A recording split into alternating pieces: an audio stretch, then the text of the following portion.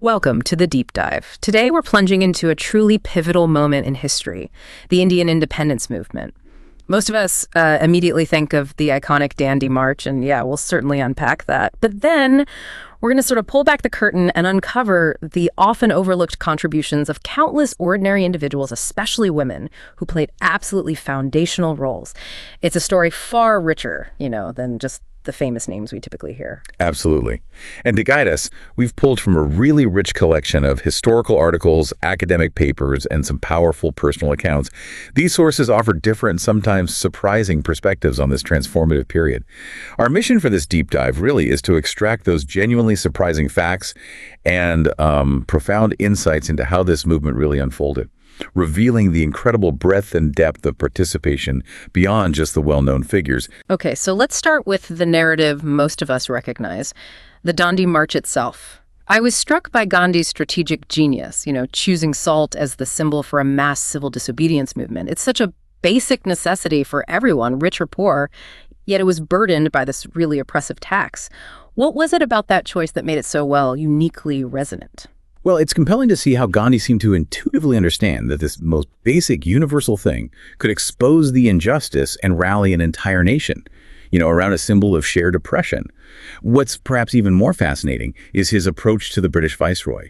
He actually openly informed him of his plans for the Salt Satyagraha, even said, they could arrest him if they thought it was necessary. This transparency was quite deliberate. A contrast to other revolutionary movements, like, say, Lenin's communists, which operated with intense secrecy. Gandhi just didn't believe in secrecy. He sort of equated it with violence, believing nonviolence needed complete openness. And the march itself sounds just grueling. Imagine Gandhi and those initial 78 followers embarking on this, 25-day trek, nearly 400 kilometers. It began March 12, 1930, from Sabarmati Ashramam, finally ending on April 6, 1930, at Dandi. That's where Gandhi performed his symbolic act, just picking up a handful of salt. As our sources describe it, the core message here was not just about salt. It was about shattering injustice, bringing people together, and demonstrating that nonviolence can overcome oppression. Right, and the immediate impact was immense, just widespread. Gandhi's simple act inspired defiance of salt laws all across the country, protests, arrests everywhere. Lewis Fisher, who observed the civil disobedience movement, described it so vividly. He said, "The British beat the Indians with batons and rifle butts. The Indians neither cringed nor complained nor retreated. That made England powerless and India invincible." Wow. Yeah. And the Bombay Chronicle even called the Dandi March the most glorious and important event in the history of the national movement. It truly sparked a nationwide movement from just that single symbolic gesture. That's truly eye-opening, how a seemingly small act could ignite such a nationwide response. But as I looked deeper into the sources, what really surprised me was how much effort has gone into uncovering the stories beyond Gandhi and those initial 78. What can you tell us about the National Dandi March Memorial and, the challenges of even identifying those unsung marchers? It really does sound like an immense historical detective story, and it truly was. This National Dandi March Memorial Project, it's at the IIT Bombay campus, and it aims to recreate this chapter of history, not just for Gandhi, but for all who walk with him. It was completed back in 2015. Features 80 life-size statues of the marchers and this big 15 feet tall Gandhi statue. It's all installed on a 15-acre plot right opposite Sifi Villa, which is where Gandhi halted during the march. What's really remarkable is that 40 sculptors, including, I think, 9 foreigners, were involved in making this happen. The historical challenge behind this project just sounds immense. The sources note that the marchers, who were handpicked by Gandhi, they just dispersed immediately after the march. So this meant a huge 2-year effort to trace them all across the country by interviewing their families and friends. Researchers apparently dealt with blurred photographs, and even after all that work, photos for 35 of the marchers just couldn't be found. So the sculptures aren't always exact replicas then. The artists had to sort of improvise. Exactly. They used older photos to imagine what they looked like younger, or sometimes based features on where they came from regionally. What does this deep dive into these lost figures really reveal about how history itself is written, or, maybe even rewritten when we broaden our view? Well, it really highlights how much can be lost if we only focus on the big names, right? Dimant Dadhiya, who was the great-grandson of one of the marchers, Ramjibhai Dadhiya. He was a Khadi weaver who marched with his son and son-in-law. He shared that the memorial gives recognition to all the 80 satyagrahis, and he hopes it inspires youngsters. It really brings their sacrifices into the light, showing how collective action, even by individuals who aren't famous, can shape history. We also hear this interesting story from Thomas Titus, the son of Thitherthundiel Titus, who was the only Christian participant. He recalled his father talking with Bapu about the Gandhi cap, and Bapu apparently said, "One does not become a Satyagi by merely wearing a Gandhi cap. One has to follow Satyagraha for that." That's powerful. Conviction over symbolism. Exactly. It really speaks to the spirit of genuine belief over just, wearing the uniform. That point about conviction over mere symbolism really resonates. How did that sort of spirit permeate the broader movement, especially among those who weren't physically marching with Gandhi? Well, that's precisely what Tushar Gandhi, Gandhi's great-grandson, emphasizes. He stated it's fitting the memorial is dedicated not just to Gandhi, but to these 80 forgotten Satyagras. Yep. People who gave up their occupation to follow Bapu, coming from different parts of the country, belonged to different castes and creed, but came together. He really underlines that it's a symbol of unity and the courage to keep walking against all odds. And just as an interesting side note on technology, 3D printing by a company called Imaginarium was actually used for creating mementos and museum pieces for the memorial. Oh, wow. Yeah, showing this blend of history and, modern innovation and preservation. That's a powerful transition, actually, because if the Dandi March brought together men from different backgrounds, the broader canvas of the Indian independence movement truly reveals the powerful, yet often unrecorded contributions of women. Historical writing has so frequently omitted them, especially women considered low class or peasant women. There was this prevailing societal idea, wasn't there? That men were active while women were passive, associated purely with the domestic sphere. Yes, this is such a crucial point.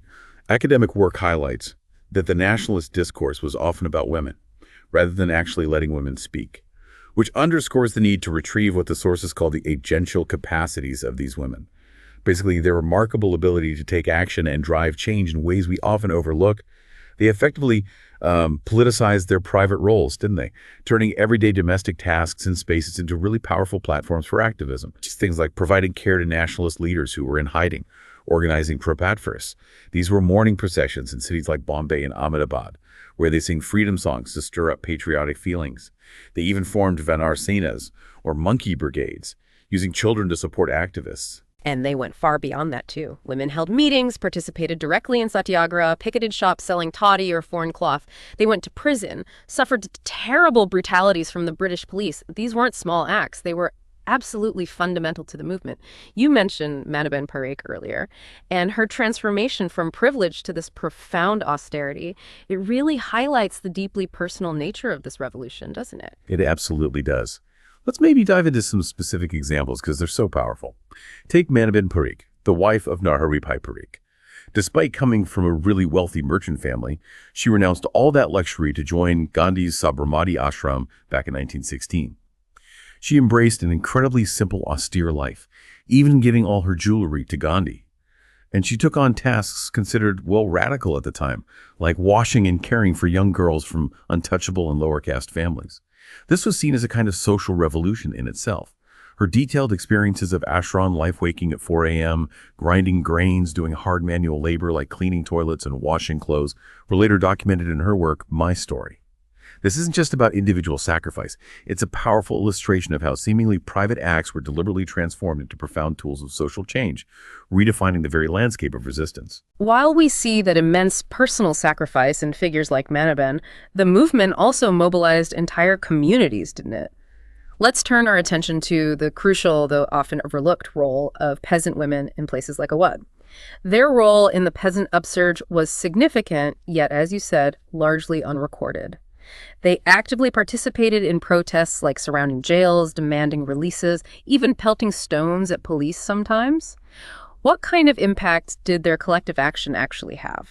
Well, they weren't just participating, they were organizing. It's quite remarkable. They formed Kisan Devi Ki Sabha, which were essentially all-women conferences. And in these meetings, they passed resolutions addressing women-specific grievances, things like access to milk, marriage rights.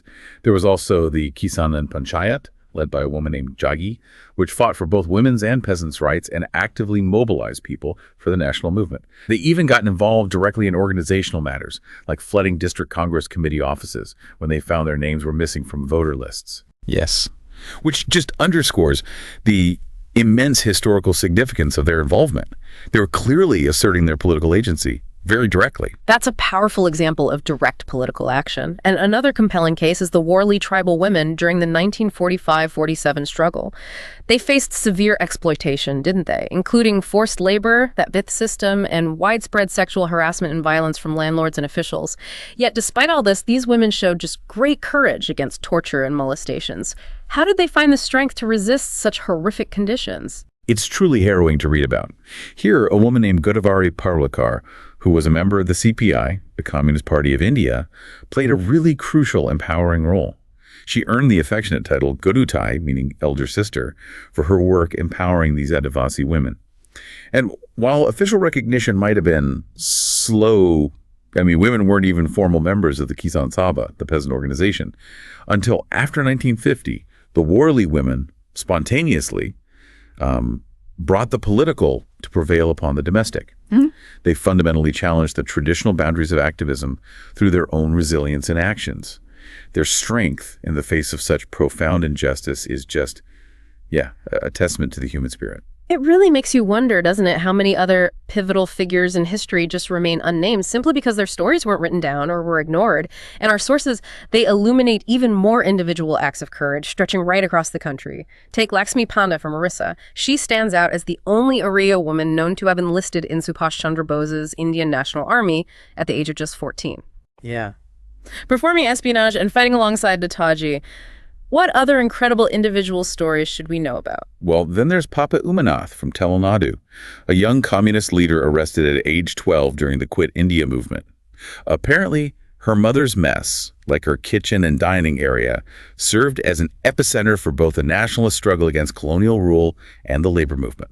Wow, so an everyday space becoming a hub. Exactly. It shows how these everyday spaces became crucial hubs of resistance. And we can't forget Kuntala Kumari Devi, also from Orissa, an extraordinary poetess and rebel who reportedly awakened the women through her patriotic poems and war songs.